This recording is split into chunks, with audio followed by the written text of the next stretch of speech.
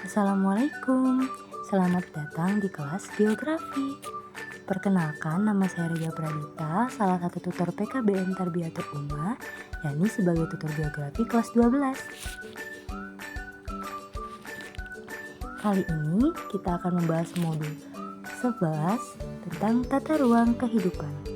Unit 2, membangun wilayah kita. Faktor-faktor penentu pusat pertumbuhan. Ada 4 faktor. Yang pertama, sumber daya alam.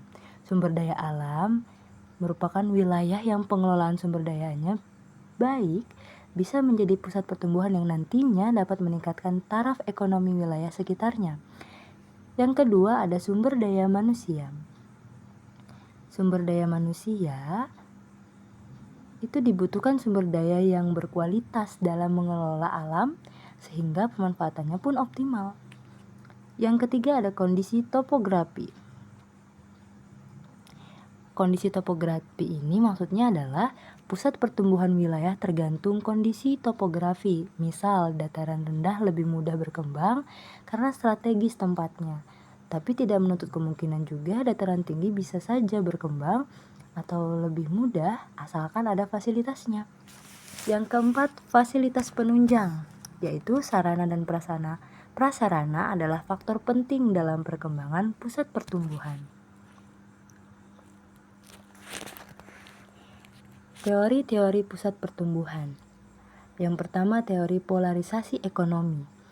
Gunnar Myrdal merupakan pencetus teori ini. Ia berpendapat bahwa daerah yang memiliki pusat pertumbuhan akan sangat menarik bagi para pemodal, tenaga kerja, tenaga terampil, dan barang-barang dagangan, sehingga dalam waktu yang lama akan memunculkan dua dampak, yaitu positif dan negatif. Kemudian ada teori yang kedua, yaitu teori kutub pertumbuhan. Menurut Perroux, yaitu pada tahun 1950, yang merupakan seorang ahli ekonomi dari Prancis, merupakan pencetus teori ini. Ia berpendapat bahwa pembangunan tidak terjadi secara serentak di semua wilayah, akan tetapi berasal dari kutub-kutub pertumbuhan. Teori ketiga, yaitu teori tempat sentral. Menurut Chris Tauler, kota sentral merupakan pusat bagi daerah sekitarnya yang menjadi penghubung perdagangan dengan wilayah lain. Sedangkan teori yang keempat atau teori sektoral atau sektor teori menurut August Loos merupakan kelanjutan dari teori tempat sentral Chris Tauler dengan menggunakan konsep yang sama, yaitu ambang dan jangkauan mencerminkan progresi wilayah pasaran untuk berbagai barang dan jasa dengan ambang yang semakin meningkat. Masing-masing barang dan jasa terdapat di berbagai wilayah pasaran pada bentang lahan yang disusun dengan penumpukan di atas wilayah pasaran lainnya. Ciri-ciri pusat pertumbuhan. Yang pertama, adanya hubungan intern antara berbagai macam kegiatan yang memiliki nilai ekonomi. Yang kedua, adanya multiplier efek atau unsur pengganda. Maksudnya adalah pengaruh yang meluas yang ditimbulkan oleh kegiatan ekonomi, di mana peningkatan pengeluaran nasional mempengaruhi peningkatan pendapatan dan konsumsi. Yang ketiga, adanya konsentrasi geografis. Dan yang keempat, bersifat mendorong pertumbuhan daerah belakangnya. Itu merupakan ciri-ciri pusat pertumbuhan.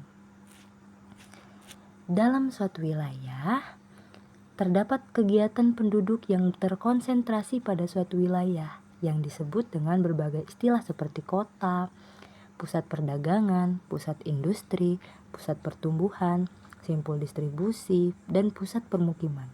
Sebaliknya, daerah di luar pusat konsentrasi itu dinamakan daerah pedalaman, wilayah belakang atau hinterland, wilayah pertanian, atau wilayah pedesaan. Kita masuk ke dalam materi hubungan antara kota daerah maju dengan daerah lain yang lebih terbelakang. Yang pertama, generatif, yaitu hubungan yang saling menguntungkan. Yang kedua, parasitif, hubungan yang terjadi di mana daerah kota atau daerah yang lebih maju tidak banyak membantu atau menolong daerah belakangnya. Yang ketiga, enclave atau tertutup, di mana daerah kota atau daerah yang lebih maju seakan-akan terpisah sama sekali dengan daerah sekitarnya yang lebih terbelakang. Manfaat pusat pertumbuhan. Ada berbagai macam manfaat nih. Yang pertama, pemenuhan kebutuhan manusia.